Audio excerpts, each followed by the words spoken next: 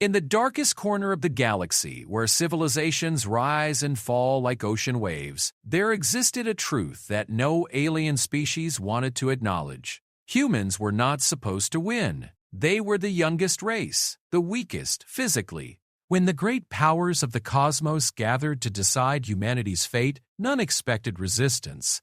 They certainly never expected a single human woman to walk into the throne room of the most powerful being in the known universe and change the course of galactic history with one perfectly aimed shot. What you're about to witness isn't just a story of rebellion. It's the moment when the galaxy learned why humans had survived every extinction event their own planet could throw at them, and why underestimating the species that had clawed its way up from cave-dwelling primitives to star travelers in mere millennia was the greatest mistake the ancient powers would ever make. This is the story of Captain Sarah Chen, the poisoned bolt that flew true, and the revolution that followed. This is the story of why, in the end, it wasn't humanity's technology, their numbers, or their weapons that won them their freedom. It was something far more dangerous.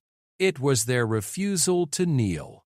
Captain Sarah Chen pressed her back against the cold metal wall of the ventilation shaft, her breathing carefully controlled despite the chaos erupting in the corridors below. The Zephyrian flagship Dominion's Edge shuddered around her as human fighters pressed their desperate assault against the massive vessel. She could hear the alien crew shouting commands in their clicking, whistling language, their panic evident even through the universal translator's mechanical interpretation. 2 days ago, Sarah had been leading a routine patrol along the Outer Rim territories when the Zephyrian fleet had appeared without warning. Not just any fleet, the entire Grand Armada, led by Queen Vexhera herself. The message had been broadcast across all human colonies simultaneously: immediate and unconditional surrender or face complete extermination. The Zephyrian Empire had ruled the galaxy for over 10,000 years. Their technology was beyond anything humanity had ever encountered. Their warriors were bred for combat from birth, standing 8 feet tall with natural armor plating and reflexes that made them seem almost supernatural. When they conquered a species, resistance was not just futile, it was literally impossible. The conquered races either submitted completely or ceased to exist. Humanity, apparently, had missed that particular memo. Barris' fingers traced the small crossbow bolt secured to her chest plate. To any observer, it would appear to be a primitive weapon, almost laughably outdated compared to the energy weapons and plasma cannons that dominated galactic warfare. The Zephyrians had actually laughed when they'd cataloged human weaponry during their initial survey. Projectile weapons? Explosive chemicals? How quaint. How pathetically backward. They hadn't bothered to scan deeper. They hadn't noticed that this particular bolt had been crafted not in a human weapons facility, but in a biochemical laboratory on Europa Station. They hadn't detected the microscopic payload hidden within its tip, a payload that had taken humanity's greatest xenobiologists 3 months of around-the-clock work to perfect. The sound of approaching footsteps made Sarah freeze. 2 Zephyrian guards rounded the corner below her position, their conversation filtering up through the grating. Her translator caught fragments. Primitive species. Queen grows impatient. Make example of their home world. Sarah closed her eyes and forced herself to remember why she was here. The images were burned into her memory with perfect clarity. The peaceful farming colony of New Galway had been the first to refuse surrender. The Zephyrians had responded by turning their atmospheric processors against the colonists themselves. 300,000 humans had died in less than an hour, their bodies withering as their own air turned toxic around them. The message had been clear: submit or watch your species die world by world. But humanity had surprised them. Instead of surrendering, the colonies had rallied. Every human world, from the smallest research outpost to the great industrial centers around Jupiter, had declared their intention to resist. The Zephyrian Queen had been so stunned by this unprecedented defiance that she'd ordered her entire armada to converge on human space to make an example that would echo across the galaxy for millennia. What she hadn't expected was for the humans to come to her. Sarah's team had studied Zephyrian tactics for weeks before launching their mission. The aliens had one critical weakness: their absolute confidence in their superiority. They'd never encountered a species that would dare attempt an assassination mission against their queen. Their security, while technologically advanced, was designed to repel massive fleet actions and orbital bombardments, not small infiltration teams. It had taken them 18 hours to fight their way through the outer defenses, losing half their people in the process. But they'd made it aboard the flagship, and now Sarah was less than 50 meters from the throne room where Queen Vexhara held court. The plan was simple, if suicidal. Sarah would present herself as a human diplomat, offering the formal surrender of her species. In Zephyrian culture, such formal ceremonies were sacred. Even prisoners were granted an audience with royalty if they came bearing the official capitulation of their people. It was a tradition that stretched back thousands of years, and the queen would never break it, even for humans. Once she was in the throne room, Sarah would have perhaps 3 seconds before the guards realized the diplomatic credentials were forged. 3 seconds to draw her weapon, aim, and fire. 3 seconds to change the course of galactic history. She checked her chronometer. The human fleet would begin their final assault in exactly 10 minutes. It was a doomed attack. Every human ship in known space against the combined might of the Zephyrian Armada. They wouldn't win. They couldn't win. But they could buy her the distraction she needed. Sarah began crawling through the ventilation system toward her target, her movements as silent as she could manage. The metal was cold against her palms, and she could smell the recycled air of the alien ship, sterile and somehow wrong, lacking the subtle mixture of scents that made human environments feel like home. As she moved, she thought about the bolt secured to her chest. The toxin it carried was humanity's first true triumph of xenobiology. Every species in the galaxy shared certain basic biochemical pathways. It was one of the few universal constants that had allowed interstellar civilization to develop at all. But each race had evolved unique variations, specific sequences that could be exploited by those clever enough to understand them. The Zephyrians had made one crucial mistake. They'd provided detailed biological samples during their initial diplomatic contact with humanity. With Trust Teddy, standard procedure, they'd claimed, to ensure that human and Zephyrian physiologies were compatible for peaceful interaction. The humans had reciprocated, providing their own samples in return. What the Zephyrians hadn't realized was that humanity's greatest weapon had never been their technology or their military prowess. It was their ability to adapt, to learn, and to turn any advantage against their enemies. They'd survived ice ages and plagues, asteroid impacts, and supervolcanic eruptions. They'd learned to thrive in environments that would kill most other species. And they'd done it not through superior genetics or natural advantages, but through pure, stubborn intelligence. The bolt she carried contained a synthetic compound that would be completely harmless to any other known species. But to Zephyrians, it would be absolutely lethal, targeting the specific neural pathways that controlled their respiratory systems. Death would be swift, taking less than 30 seconds, and it would be completely undetectable until the moment of injection. Sarah reached the final junction and paused to listen. She could hear the sounds of the throne room beyond, the low murmur of courtiers, the rhythmic chanting that accompanied Zephyrian formal ceremonies. Her translator was picking up fragments of conversation, mostly routine administrative matters. The Queen was conducting normal business, apparently unconcerned about the human fleet gathering outside. Why should she be concerned? Sarah thought grimly. The Zephyrian Armada outnumbered the human forces 50-1. Their ships were larger, faster, and armed with weapons that could crack planets. In any conventional engagement, the humans would be annihilated in minutes. But this wasn't going to be a conventional engagement. Sarah carefully removed the ventilation grate and lowered herself into an empty storage chamber adjacent to the throne room. She could hear everything clearly now, the Queen's voice rising above the others, speaking in the formal cadences of imperial decree. Sarah didn't need her translator to understand the tone. This was the voice of absolute power, of a being who had never known defeat or even serious challenge. That was about to change. Sarah activated the diplomatic beacon she'd taken from the destroyed human embassy ship.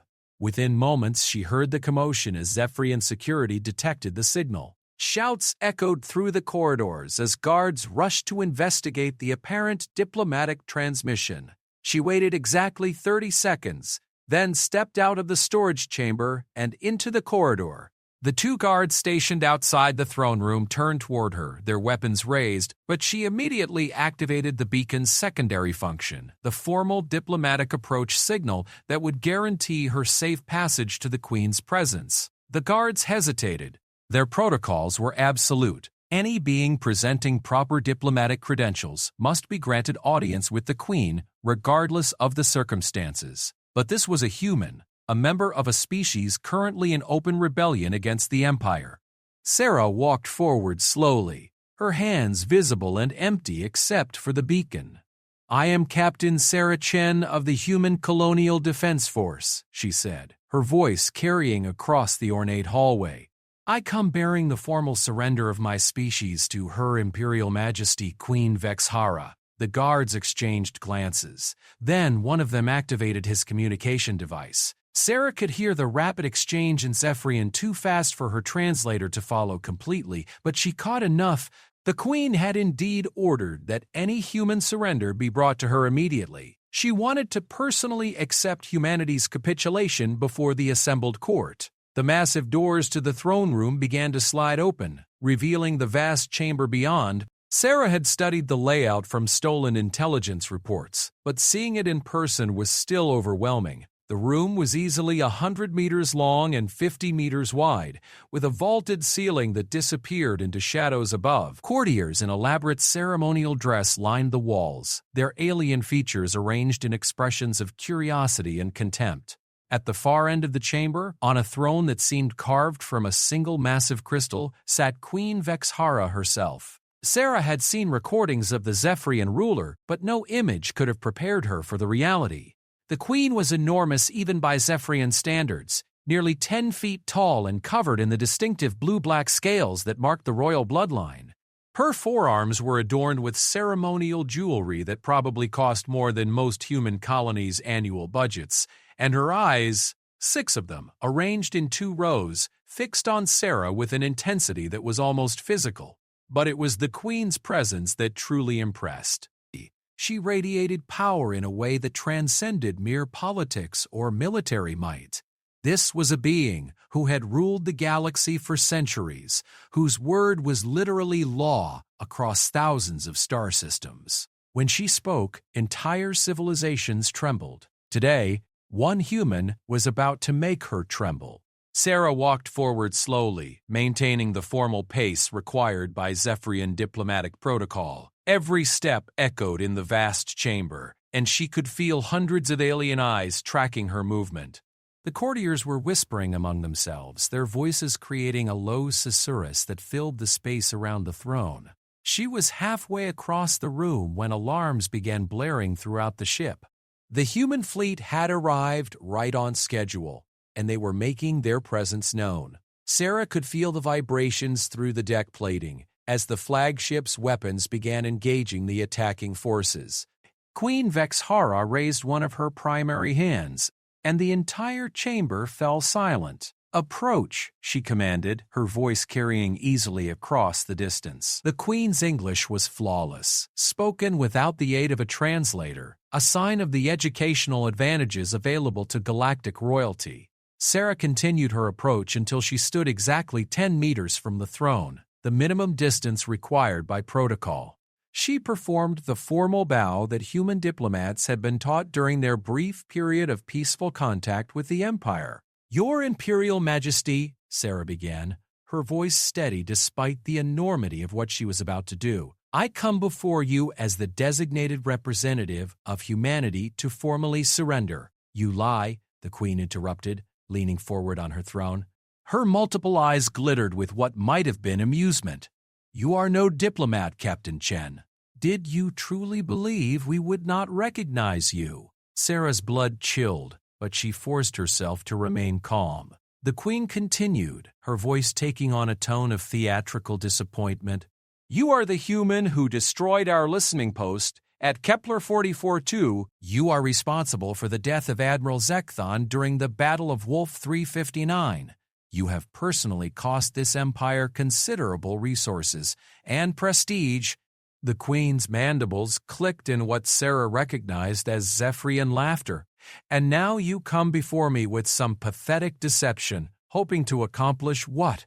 Assassination? The courtiers began clicking and whistling their own amusement, the sound building to a crescendo that filled the chamber. Sarah realized that her mission had been compromised from the moment she'd set foot on the ship. The Queen had known exactly who she was and what she'd come to do, but Queen Vexhara wasn't finished. Perhaps you believed that the death of one individual, even a queen, would somehow change the course of this conflict?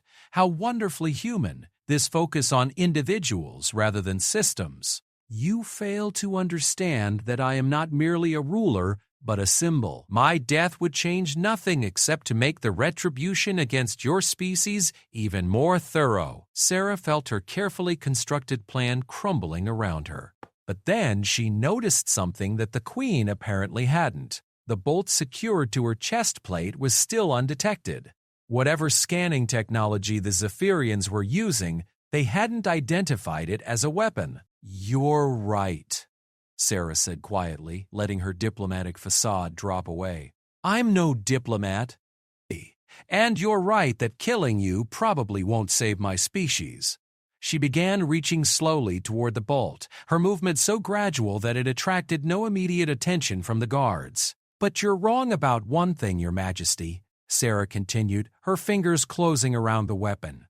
I didn't come here believing I could win this war with a single shot. Queen Vexhara's expression shifted slightly, curiosity replacing amusement. Then why did you come? Sarah smiled grimly as she raised the crossbow bolt, its point glinting in the throne room's crystal lighting. The guards began moving toward her, but they were too far away, and she was too fast. 3 months of practice had made the motion automatic, muscle memory taking over where conscious thought would have been too slow.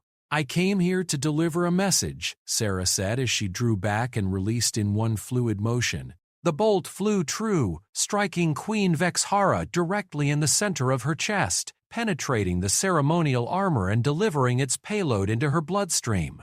The Queen looked down at the primitive weapon protruding from her body. The message, Sarah continued as the guards reached her and forced her to her knees, is that humanity doesn't surrender. We don't kneel, and we don't quit. Ever.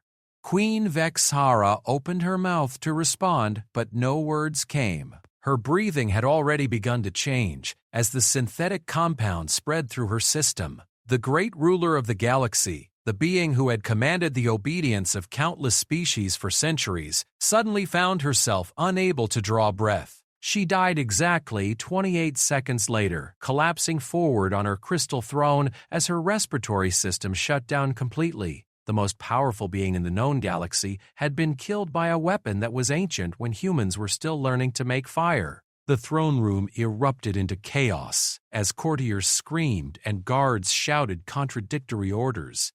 But Sarah wasn't paying attention to any of it. She was listening to the sounds of battle raging outside the ship, where thousands of human vessels were fighting against impossible odds. They would lose that battle. Most of them would die today. But now they'd proven something that no one in the galaxy had thought possible. The Zephyrian Empire could bleed. And if it could bleed, it could die. The news of Queen Vexhara's death spread across the galaxy like wildfire, but not in the way anyone expected. The Zephyrian High Command had immediately suppressed all official reports, claiming the Queen had died from a sudden illness during routine court proceedings. They couldn't afford to let the truth become public, that their supposedly invincible ruler had been killed by a primitive human weapon in the heart of their greatest stronghold. But secrets had a way of escaping, especially when thousands of witnesses had seen the impossible with their own eyes. Commander Marcus Rodriguez of the human vessel Defiant first heard the rumors 3 weeks after the failed assault on the Zephyrian flagship. His ship was hiding in the asteroid field of the Vega system, conducting repairs after barely escaping the massacre that had claimed 90% of the human fleet. The official Zephyrian broadcast spoke of complete victory, of human forces utterly destroyed, and the rebellion crushed forever. The unofficial channels told a very different story. "Sir," his communications officer called out, her voice tight with excitement and disbelief, "you need to hear this transmission. It's coming through the Resistance network, but the source—" She paused, checking her instruments again. "Sir, it's originating from Zephyrian space." Marcus floated over to her station in the ship's low-gravity command center. The Defiant had lost her artificial gravity generators in the battle, along with 40% of her crew and most of her weapons systems.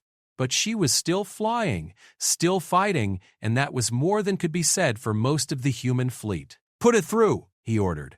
The voice that emerged from the speakers was clearly alien, speaking accented English with the distinctive clicking undertones of the Kithara species. But the words themselves were almost unbelievable. "This is Merchant Captain Telandra of the trading vessel Spiral of Progress," the voice began. "I broadcast this message at great risk to myself and my crew, but there are truths that must be spoken. The humans have accomplished something that was supposed to be impossible. Queen Vexhara is dead, killed in her own throne room by a single human warrior." Marcus felt his heart skip a beat. Captain Chen's mission had been classified at the highest levels, known only to a handful of senior officers. If the aliens were talking about it openly, the broadcast continued. "I was present in the outer corridors during the court session when the human diplomat was granted audience. I saw the chaos that followed. The Queen's guards have sworn blood oaths to hunt down and eliminate every human in the galaxy, but whispers spread among the servants and crew. The impossible has happened. The untouchable has been touched."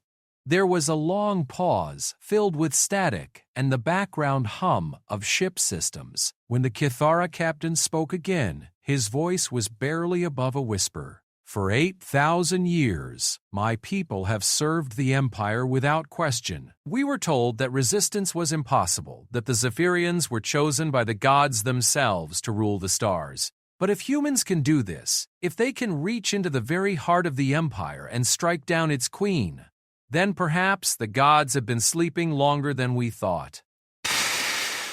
The transmission ended abruptly, leaving the bridge of the Defiant in stunned silence. "Sir?" the communications officer asked softly. "What does this mean?" Marcus stared at the star chart displayed on his tactical screen, each point of light representing a world under Zephyrian control. For the first time in weeks, he felt something that might have been hope beginning to stir in his chest. "It means," he said slowly, "that we're not alone anymore." The changes began small and scattered, barely noticeable against the vast backdrop of galactic civilization. On Kythara Prime, dock workers began staging small work slowdowns, citing equipment malfunctions and supply shortages that somehow always seemed to affect Zephyrian military vessels more than civilian traffic. On the mining world of Hadrian's Fall, the Gorvani laborers started experiencing mysterious illnesses that kept them away from the uranium extraction facilities that powered the Empire's war machine.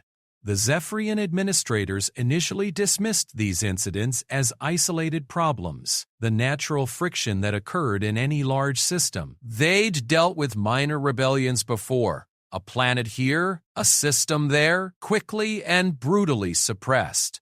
The Empire had endured for 10 millennia precisely because it had learned how to deal with dissent. But this was different. This wasn't political rebellion or economic grievance. This was something far more dangerous. It was hope.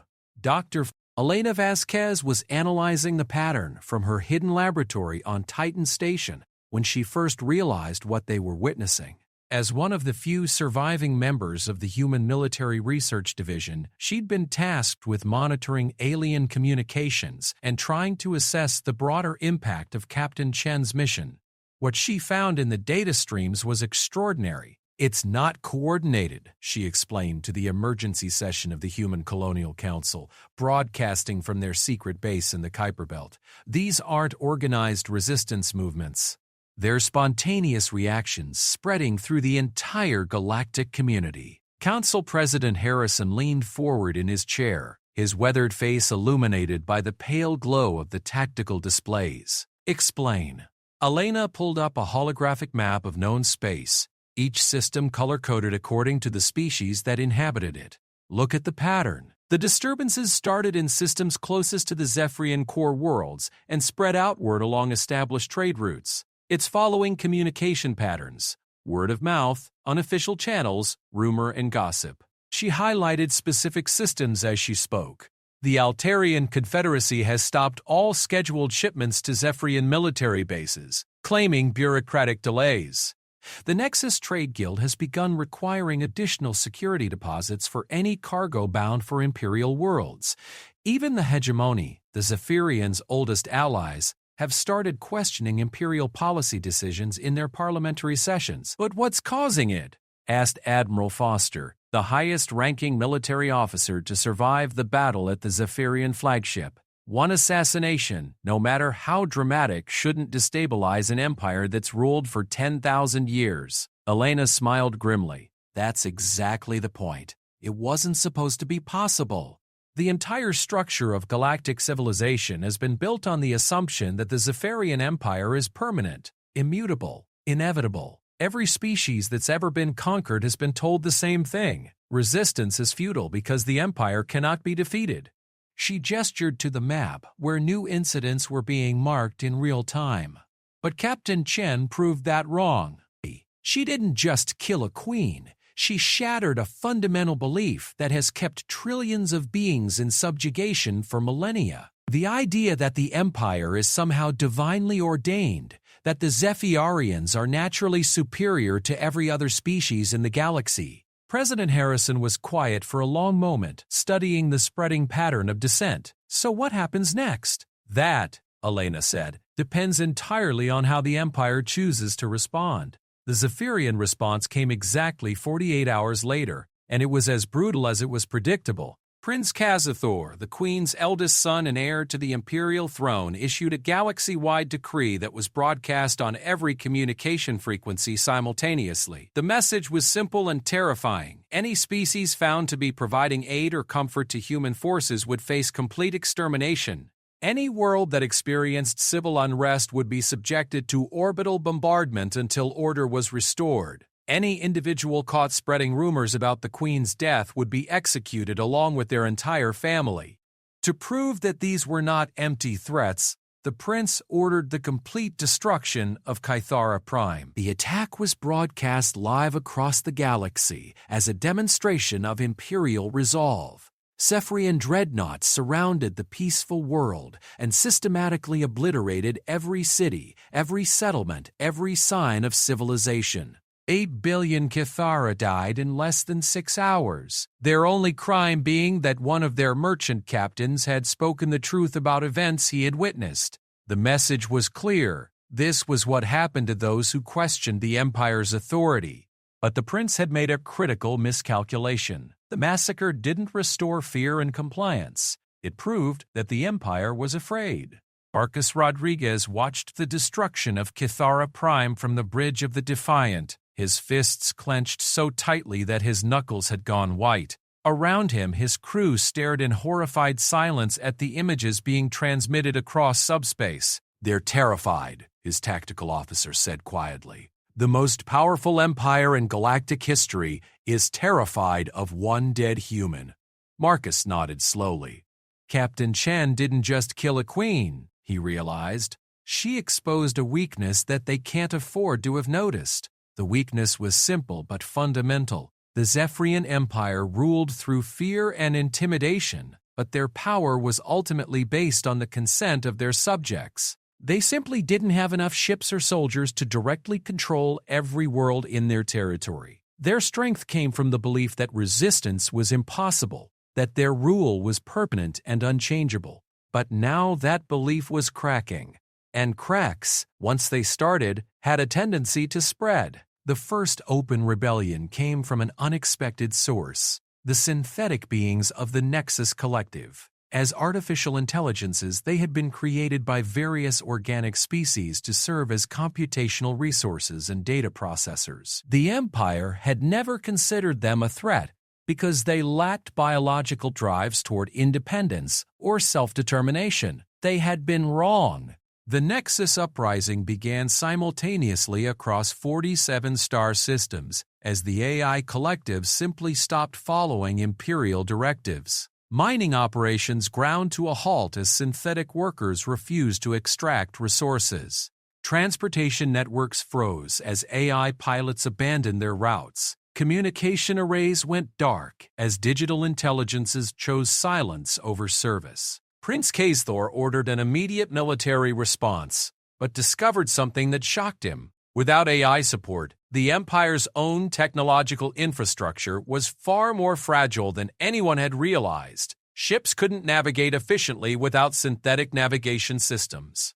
Weapons platforms couldn't target effectively without AI guidance computers. Even the prince's own palace began experiencing critical malfunctions as its support systems refused to respond to Imperial commands. The rebellion was spreading faster than the Empire could contain it, and each heavy-handed response only seemed to accelerate the process. Worlds that had been loyal for centuries began questioning why they continued to serve masters who would destroy entire civilizations over rumors and whispers. On the remote trading post of Frontier Station, a meeting was taking place that would have been impossible just months earlier. Representatives from a dozen different species sat around a salvaged conference table, their universal translators working overtime to facilitate communication between beings who had never spoken as equals before. "The humans have shown us something we had forgotten," said Captain Talandra, the Kithara merchant who had first broken the news of Queen Vexhara's death. He had barely escaped the destruction of his homeworld, one of the few survivors of the massacre. "They have reminded us that empires are not eternal, that even the most powerful tyrants can be brought down by those brave enough to stand against them." A Gorvani mining supervisor nodded his massive head in agreement.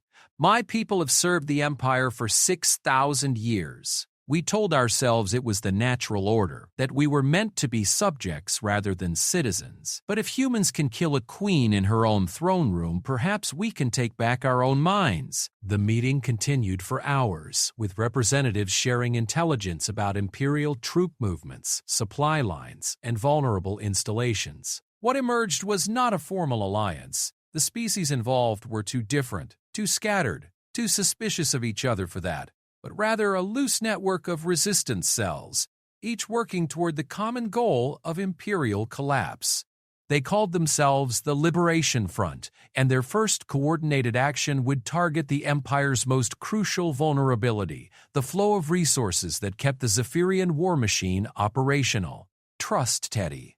Meanwhile, in the ruins of the human colonies, survivors were beginning to organize their own response to Prince Kaesthor's threats. The massacre of Kithara Prime had proven that the Empire would stop at nothing to maintain control, but it had also revealed something important. They were losing that control faster than they could regain it through violence. Captain Rodriguez received his new orders through the encrypted resistance network, transmitted by Dr. Vasquez from her hidden laboratory. The message was brief, but loaded with implications. Coordinate with alien resistance cells. Share technology and tactical intelligence. Priority target: Imperial supply lines.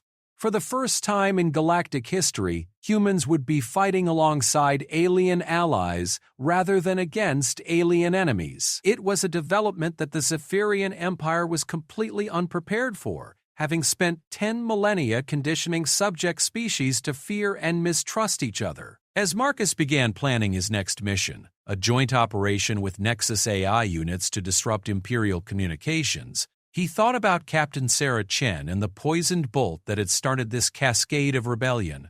She had died in that throne room, executed by Zephyrian guards moments after completing her mission. But her sacrifice had planted a seed that was growing into something the Empire had never faced before. A galaxy united in defiance. The war for galactic freedom had begun. And for the first time, humanity wasn't fighting alone.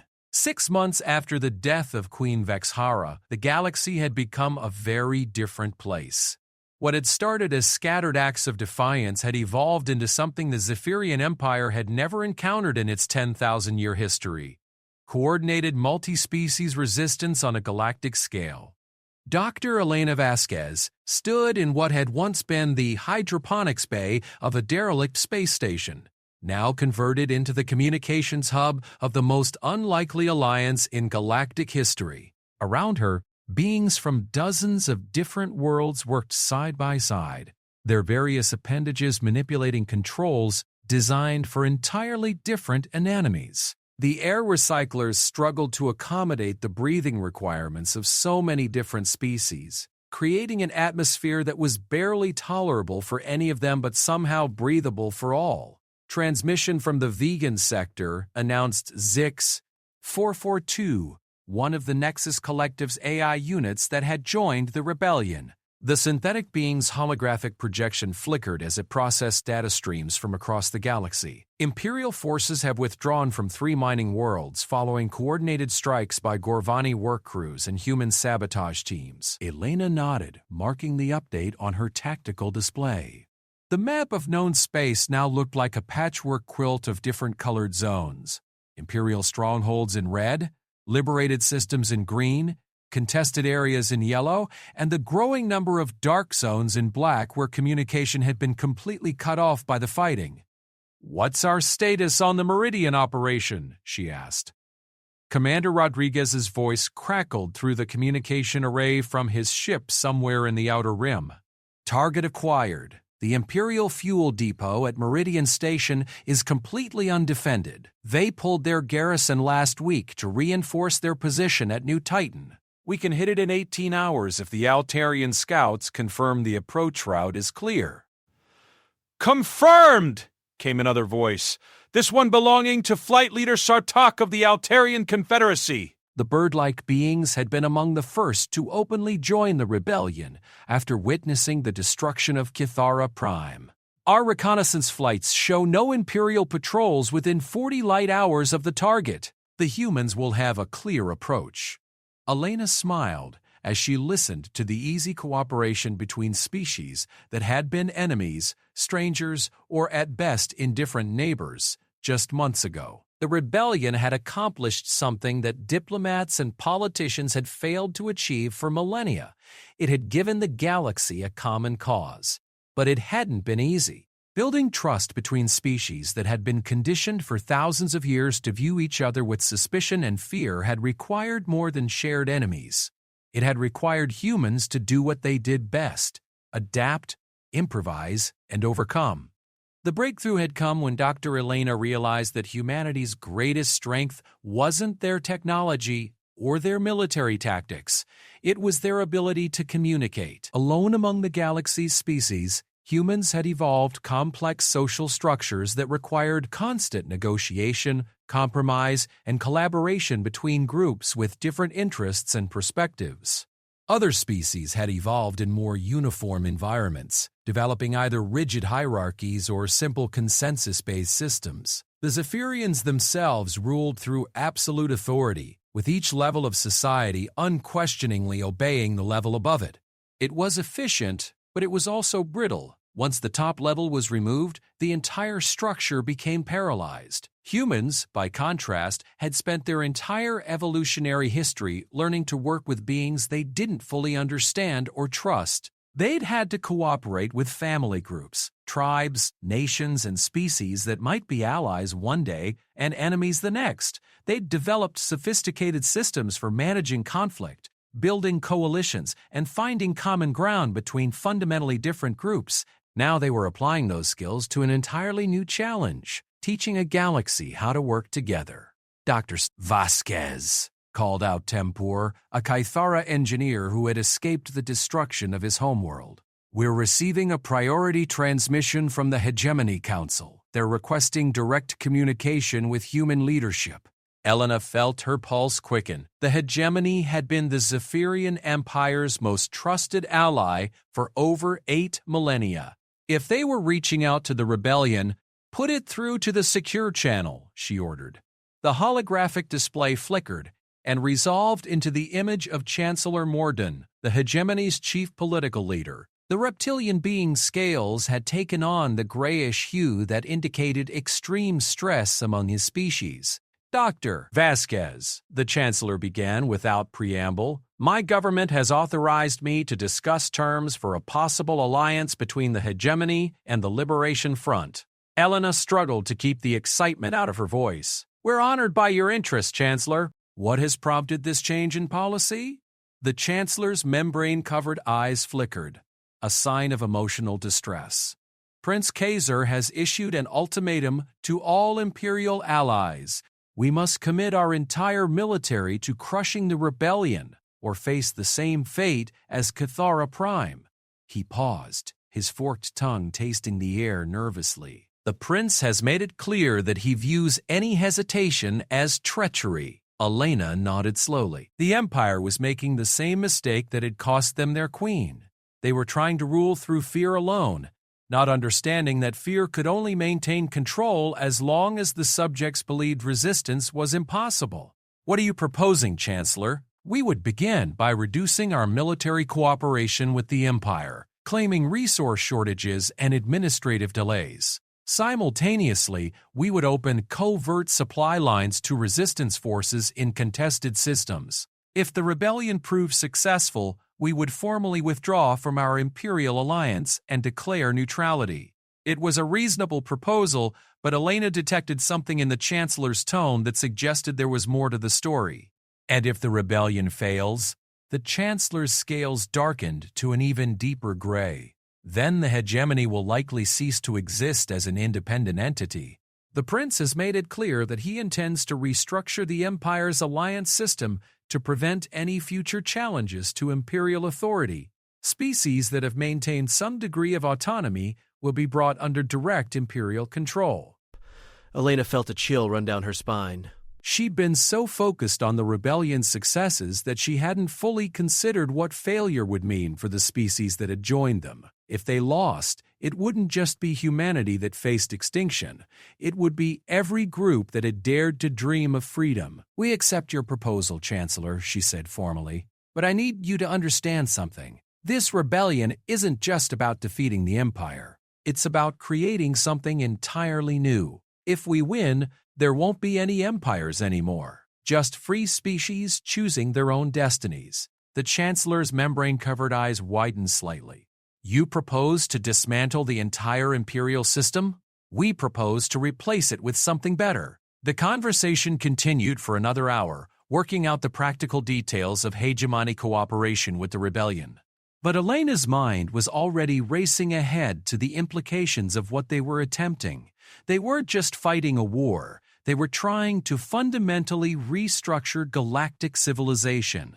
It was the most ambitious project any species had ever attempted, and it was being led by the youngest, weakest, most fractured race in known space. The irony wasn't lost on her. 3 weeks later, Elena found herself in an even more unlikely location, aboard a Zephyrian light cruiser that had defected to the rebellion with its entire crew.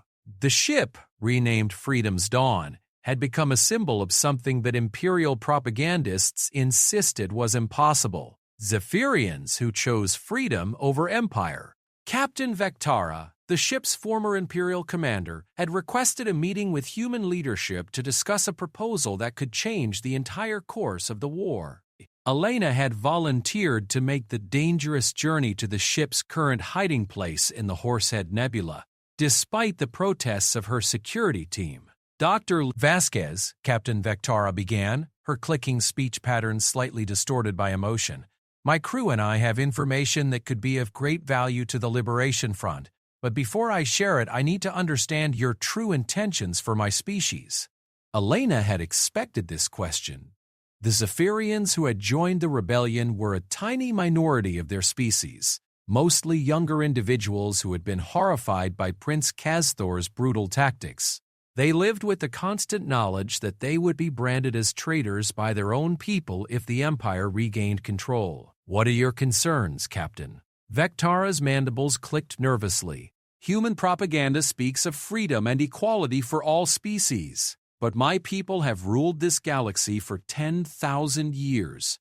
We have committed atrocities that other species will not easily forgive. If the empire falls, what guarantee do we have that we will not simply become the oppressed instead of the oppressors? It was a fair question, and one that Elena had been wrestling with herself. The desire for revenge among the liberated species was powerful and understandable. The Zephyrians had caused unimaginable suffering across the galaxy. Justice demanded accountability, but Elena had learned something important during her months of working with the multi-species rebellion. Sustainable peace couldn't be built on revenge. It had to be built on something more durable. Captain, she said carefully, the humans have a saying, the arc of the moral universe is long, but it bends toward justice.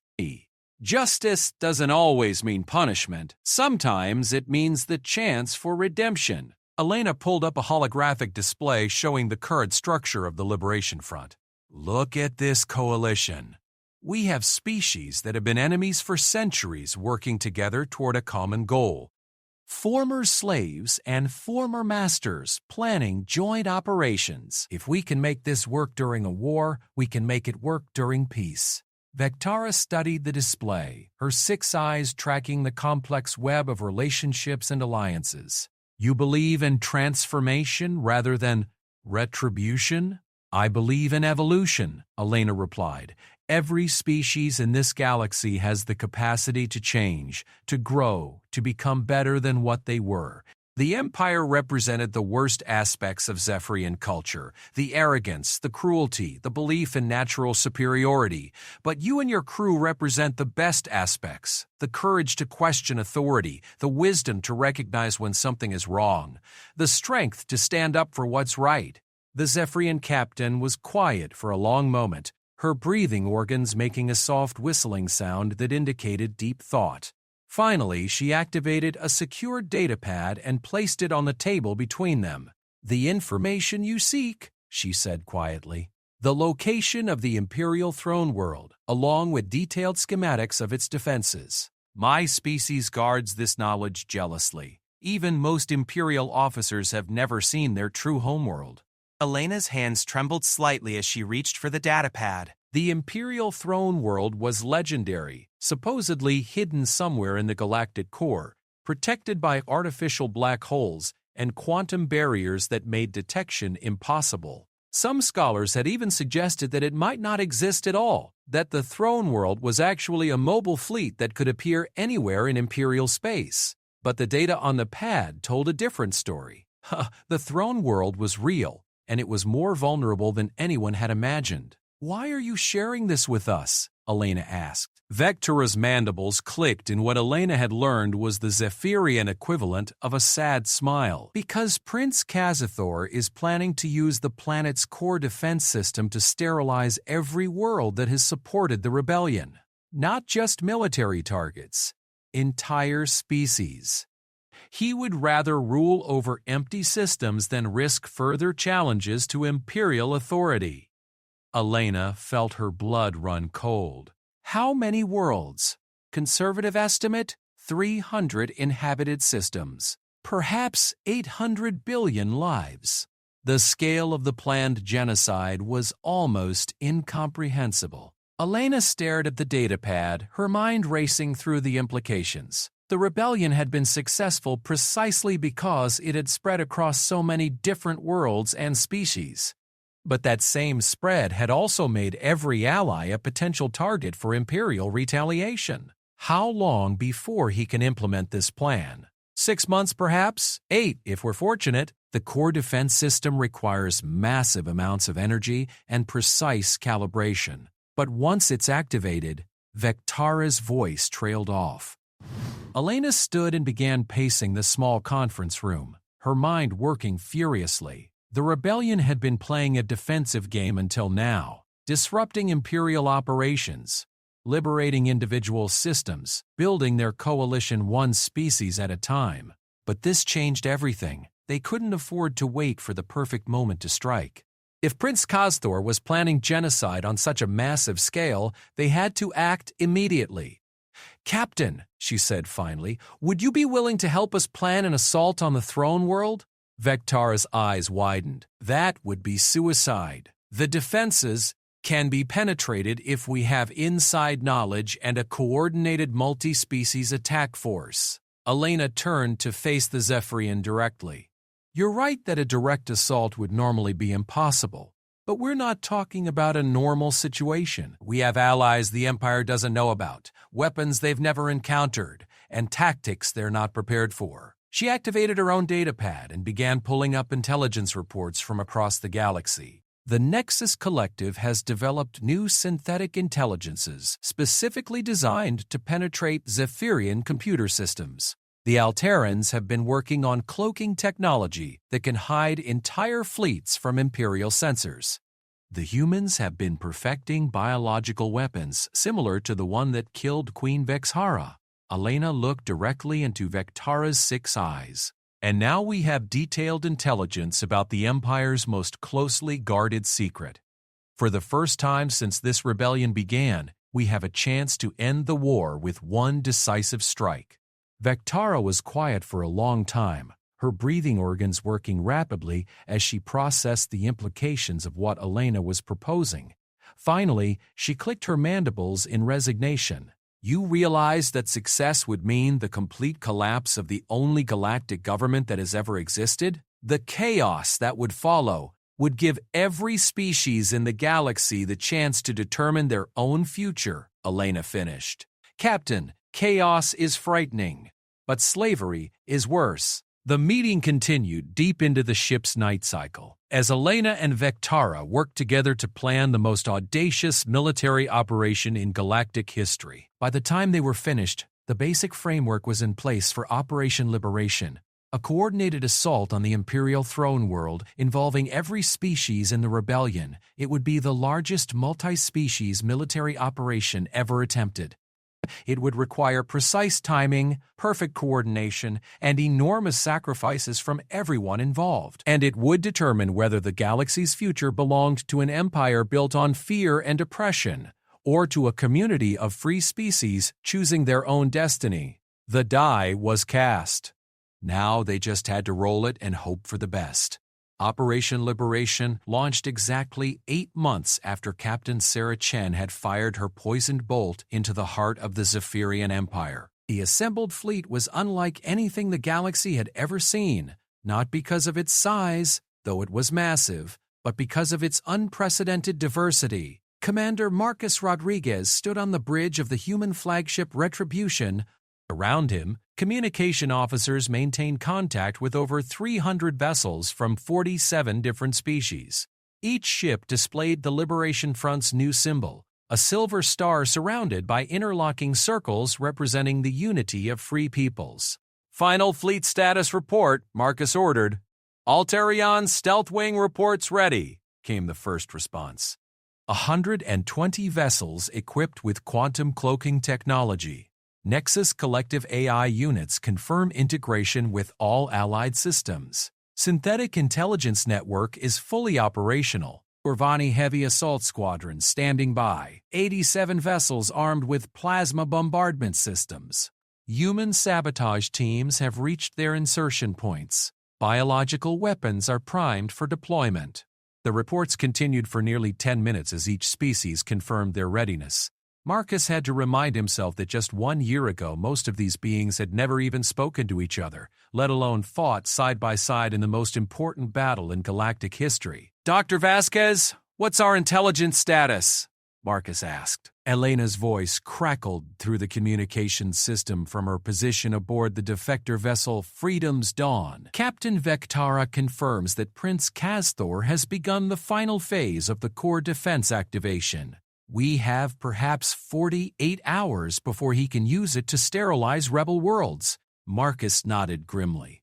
The timeline was tight, but they'd known that going in. The assault plan was necessarily complex. A single massive strike would have been detected and repelled by the throne world's defenses. Instead, they were launching a coordinated series of smaller attacks designed to overwhelm the Imperial response capabilities.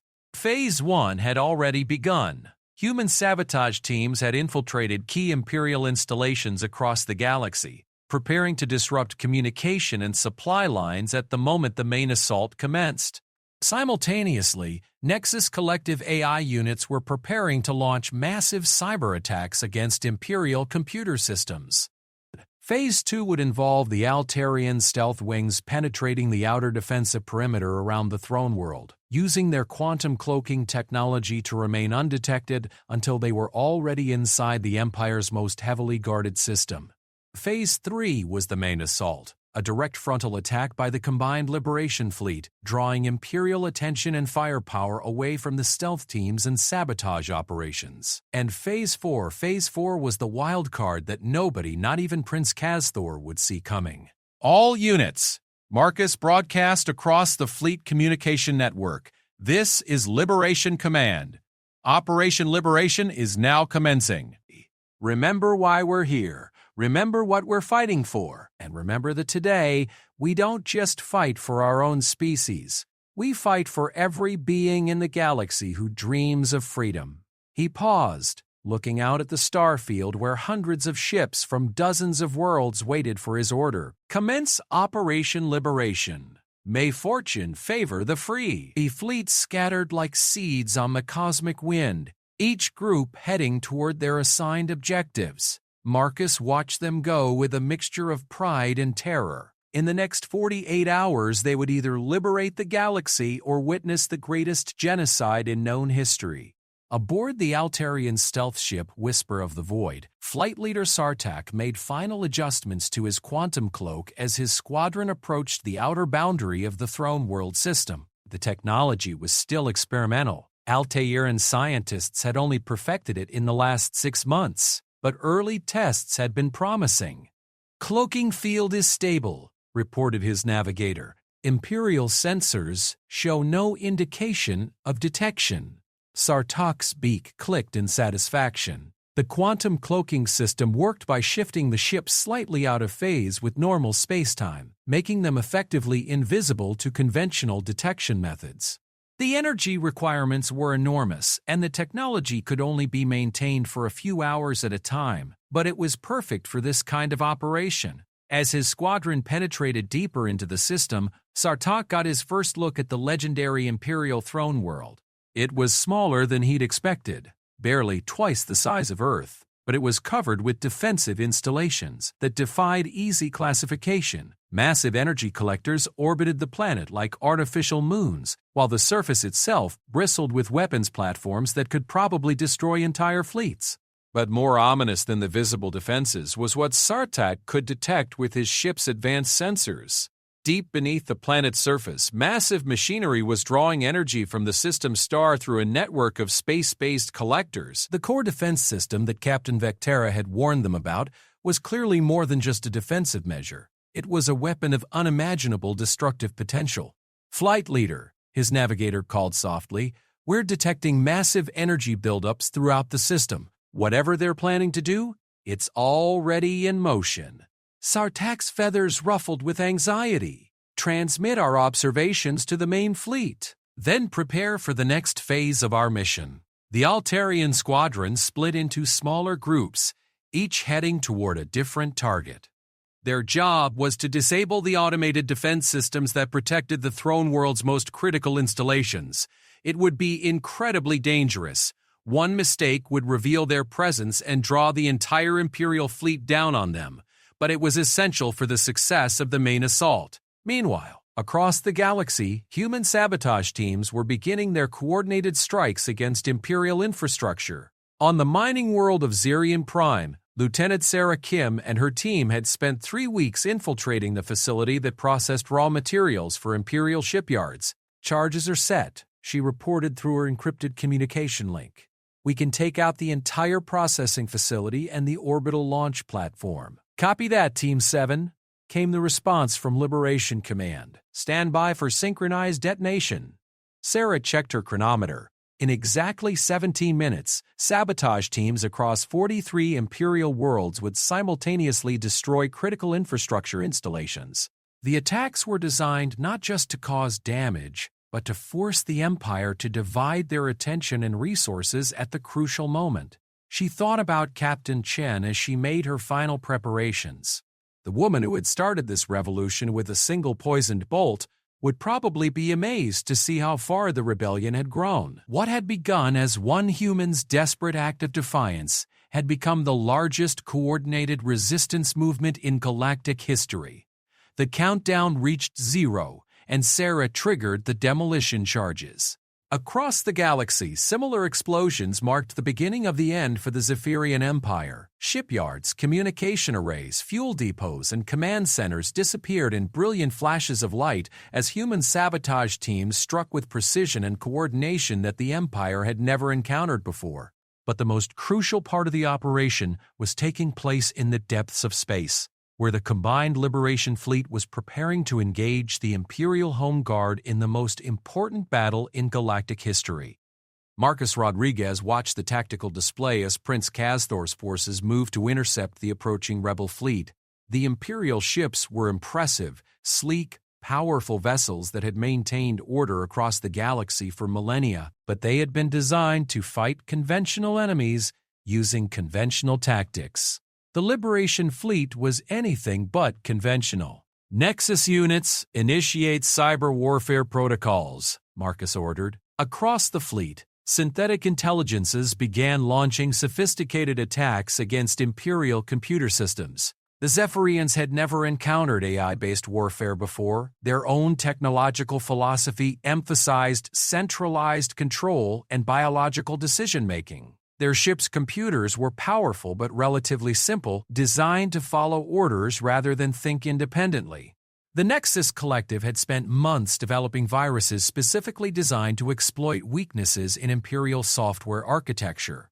Now those viruses spread like wildfire through the enemy fleet, causing navigation errors, weapons malfunctions, and communication breakdowns. "Imperial formation is beginning to break up," reported the tactical officer. "Their ships are having difficulty maintaining coordinated movement." "Gorvani assault squadrons, you're cleared to engage," Marcus commanded. The heavy assault ships of the Gorvani mining guild surged forward, their plasma weapons lighting up space with brilliant streams of directed energy. The miners had spent centuries developing tools for breaking apart asteroids and extracting valuable minerals from hostile environments. Against Imperial warships, those same tools proved devastatingly effective. But the real shock came when the Imperial fleet tried to respond with their own cyber attacks. They discovered that the Liberation Fleet's computer systems were unlike anything in their experience. Instead of centralized networks that could be targeted and disrupted, the rebel ships used distributed AI systems that could adapt and evolve in real time. When the Zephyrians tried to jam communication frequencies, the Nexus units simply shifted to new bandwidths. When they attempted to override ship systems, the synthetic intelligences rewrote their own code to resist intrusion. For the first time in their military history, the Imperials found themselves facing an enemy that was technologically superior in the one area they had never bothered to develop: artificial intelligence.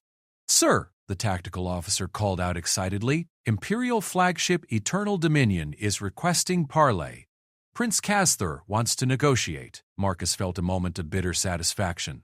The same empire that had demanded humanity's unconditional surrender was now asking for talks. But he also knew that this was probably a delaying tactic. Prince Casthor was likely trying to buy time to activate the core defense system. "Deny the request," Marcus ordered. "Continue the assault." Deep beneath the surface of the throne world, Prince Casthor stood in the control center of the most powerful weapon ever constructed. The core defense system drew its energy directly from the system's star, channeling stellar fire through quantum conduits that could focus that power anywhere in the galaxy. It had taken 8 months to prepare the targeting coordinates for 800 billion victims, but the preparations were nearly complete. "Energy collection at 97%, reported the chief technician. "We can initiate the sterilization protocol in approximately 6 minutes." The prince's mandibles clicked in satisfaction. Let the rebels win their little battle in space. Once he activated the core defense system, every world that had supported the Liberation Front would become a lifeless cinder floating in the void. The lesson would echo across the galaxy for the next 10,000 years. But as he watched the energy levels climb toward full power, alarms began sounding throughout the control center. Security teams were rushing toward the main access tunnels, where intruders had apparently been detected. "Report!" the prince commanded. "Unknown contacts have breached the outer perimeter," came the reply. "They appear to be using some kind of cloaking technology. Our sensors can barely track them." Prince Khazarthur's eyes narrowed. How had rebel forces penetrated the most heavily defended system in the galaxy? The throne world's location was one of the Empire's most closely guarded secrets. The answer came in the form of Captain Vectara herself, leading a strike team of human special forces and Nexus synthetic units through the facility's main corridor. The defector had provided not just intelligence about the throne world's location, but detailed knowledge of its internal layout and security systems. "Energy collection at 99%, the technician announced, his voice tight with panic as explosions echoed through the facility. The prince realized he was out of time. Even if the rebels reached the control center, he could still activate the system and complete his genocide. 800 billion lives was an acceptable price to pay for preserving the Empire. He reached for the activation controls just as the doors exploded inward and Captain Vectara burst into the chamber. "Stop!" she commanded, her weapon trained on her former prince. Khazanthor's mandibles spread in what might have been a smile. "Too late, traitor. The Empire's enemies will burn and order will be restored." He slammed his hand down on the activation switch. For a moment, nothing happened.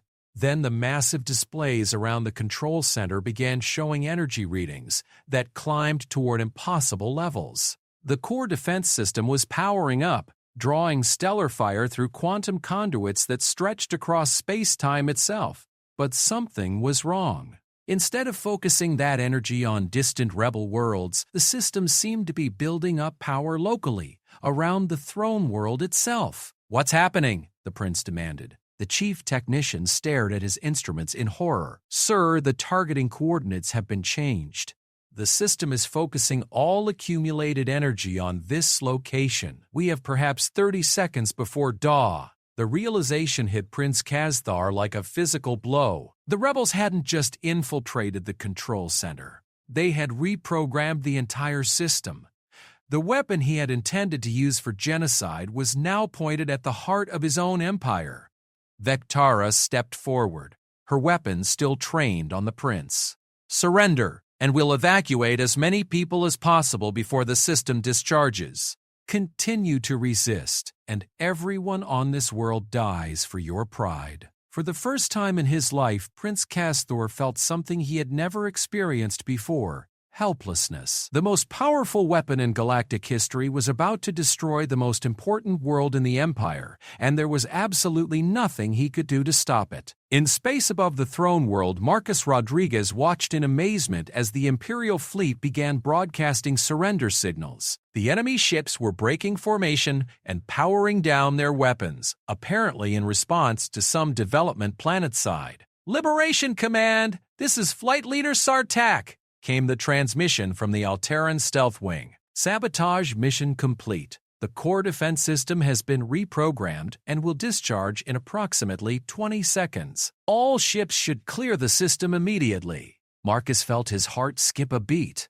If the weapon that had been designed to sterilize 800 billion people was about to discharge at the throne world itself, "All ships emergency withdrawal," he broadcast across the fleet. "Maximum warp, now!" The combined Liberation fleet scattered in all directions as the most powerful weapon in galactic history prepared to turn the heart of the Zephyrian Empire into a miniature star. Below them on the planet's surface, Prince Khazthor stared at the energy readings that spelled the end of 10,000 years of Imperial rule. The last thing he saw before the stellar fire consumed everything was Captain Vectara offering him her hand, a final gesture of mercy from the species he had spent his life trying to destroy. Then the throne world became a brief, brilliant star, taking with it the last symbol of the empire that had ruled the galaxy for 10 millennia. The age of empire was over. The age of freedom had begun. 1 year after the destruction of the Zephyrian throne world, Dr. Elena Vasquez stood in the observation deck of New Geneva Station, watching the most remarkable diplomatic gathering in galactic history unfold in the space around her. Representatives from over 400 species had come to participate in the Constitutional Convention, the first truly democratic assembly ever attempted on such a scale. The diversity was staggering. Crystalline beings from the Andromeda spiral floated alongside gaseous entities from the galactic core. Mechanical intelligences communicated with biological species through translation matrices that had never been designed for such complexity. The universal translator systems had been pushed far beyond their original specifications, creating a linguistic environment where the very concept of communication was being redefined. "It's beautiful," said Captain Rodriguez, joining Elena at the viewing port. The former military commander now served as humanity's chief delegate to the Constitutional Convention, a role that required diplomatic skills he'd never imagined needing during his years fighting Imperial forces. "It's chaos," Elena replied, but she was smiling as she said it. 374 different governmental systems trying to agree on a framework for galactic cooperation. Half the species don't even have concepts that translate to democracy or individual rights. The other half have concepts we can't begin to understand. Through the observation port, they could see the vast array of ships that had brought delegates to the convention. Each vessel reflected the unique aesthetics and requirements of its species. Some were elegant curves of living coral, others were geometric constructions of pure mathematics made manifest. A few appeared to be natural asteroids that had been hollowed out and filled with exotic technologies, while others seemed to exist in a constant state of transformation, their shapes shifting according to purposes that only their crews could understand. "Any word from the Zephyrian delegation?" Marcus asked. Elena nodded toward a cluster of smaller ships maintaining a discreet distance from the main assembly. "They're participating, but it's complicated. 3 different Zephyrian factions each claim to represent the legitimate successor to the Empire. They're having their own civil war while trying to negotiate their place in the new galactic order." The collapse of the Zephyrian Empire had been even more dramatic than anyone had anticipated. Without the unifying authority of the throne world, imperial territories had fragmented into hundreds of independent systems, many of which were now fighting each other over the remnants of imperial resources. Some Zephyrian worlds had embraced the liberation, establishing democratic governments and reaching out to former subject species for reconciliation. Others had declared themselves independent empires, attempting to maintain the old ways on a smaller scale. The most surprising development had come from Captain Vectara and the other Zephyrian defectors. They had formed what they called the Reformed Zephyrian Republic, dedicated to making amends for their species' past actions. It was a small faction, perhaps a few million individuals out of the trillions of Zephyrians scattered across the galaxy, but their moral authority gave them influence far beyond their numbers. "The Nexus Collective has submitted their final proposal for the AI Rights Amendment," Marcus continued, consulting his datapad. "It's actually quite elegant. They're requesting recognition as a distributed species rather than property or tools. Full citizenship rights, but with acknowledgement that their decision-making processes operate on timescales and in ways that biological species might not understand."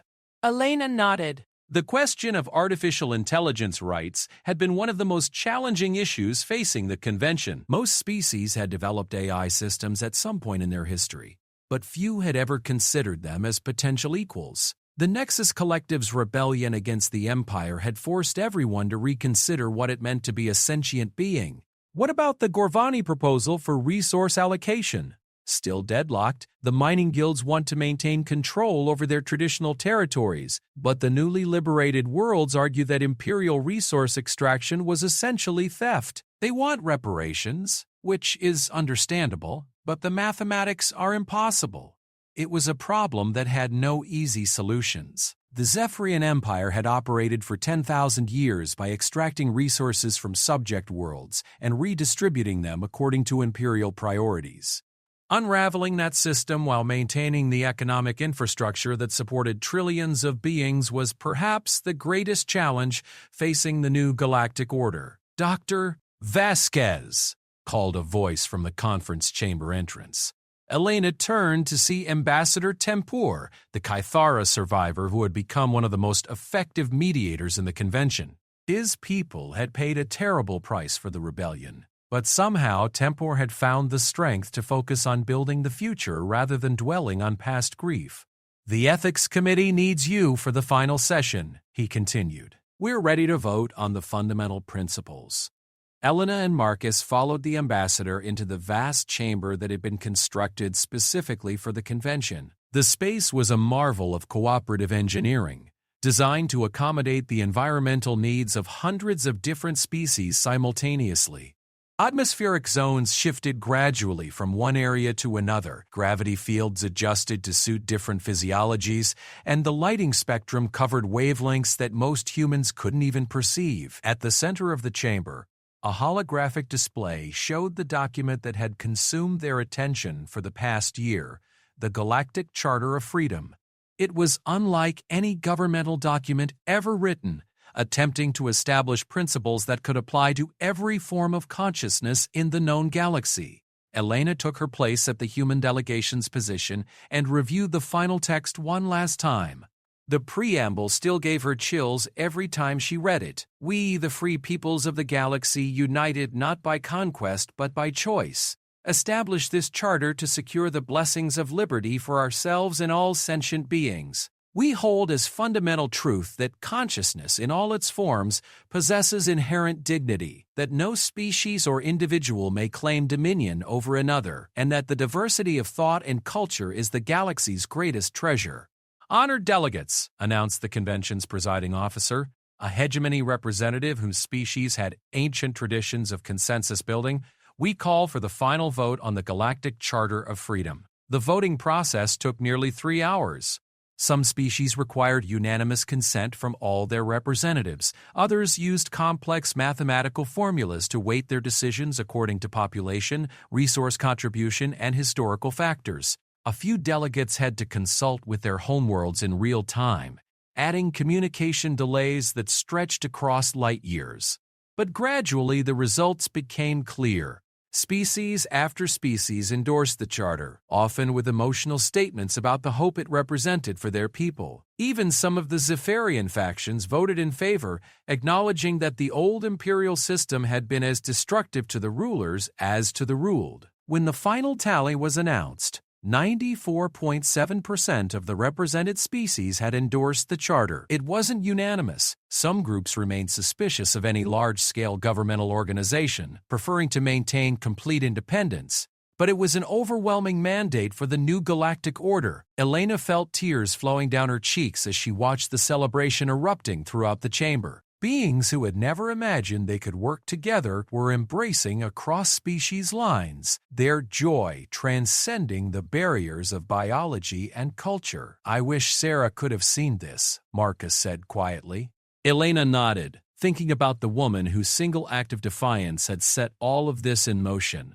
Captain Chen had died believing she was simply buying her species a few more days of freedom. She couldn't have imagined that her poisoned bolt would ultimately lead to the liberation of an entire galaxy. But perhaps that was the most human thing of all, the willingness to act on principle even when victory seemed impossible, to fight for what was right even when the odds were overwhelming.